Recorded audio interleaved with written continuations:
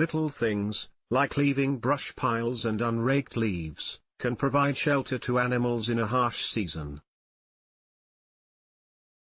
Whenever I look out the window at the tangled state of my now dead garden beds, and the thick mat of fallen leaves that I never got around to cleaning up or mulching with the lawn mower, I remind myself that the wild animals probably love me, even if my neighbors are less than impressed. You see, shirking on yard cleanup is probably one of the rare ways in which procrastinating serves a higher purpose. The messier your yard, the more shelter is provided to animals during the winter. In fact, you can take this to the next level by purposely setting up your yard to provide maximal hiding and nesting spots for all the critters in your neighborhood. The first step is not to rake the leaves.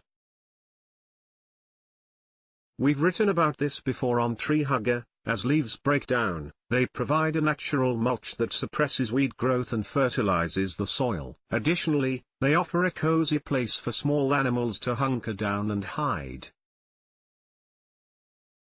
This is particularly relevant if leaves are left in flower beds. Avoid raking these out until spring. Leave standing plant stems in the flower beds.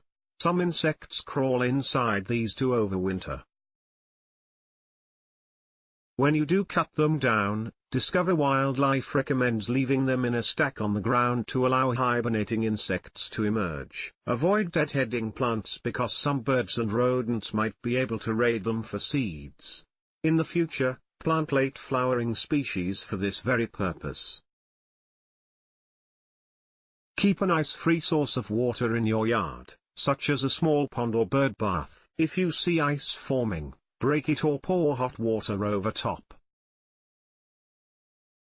If you have a pond, put a few tiles in the bottom under which frogs can shelter. Supplement animals' sparse winter diets with some simple offerings, i.e. pine cones smeared in nut butter, dried corn cobs, suet, and bird seed in a feeder or sprinkled on the ground. Plant shrubs and hedges on your property, evergreen-type species that offer good shelter when all the deciduous trees have shed their leaves. My home has a hefty ancient cedar hedge along two sides and I see many animals moving in and out of it, especially rabbits and cardinals.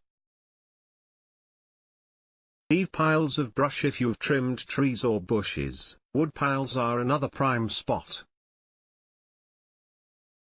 An old article from Insteading says, woodpiles are equally exceptional as places of shelter and of play for all sorts of animals. Wrens seem to be particularly fond of the little cubbyholes and caverns formed by piled logs. Even piles of leaves can become useful for wildlife. All of these provide not only shelter but also food, since insects will congregate making for an easy harvest.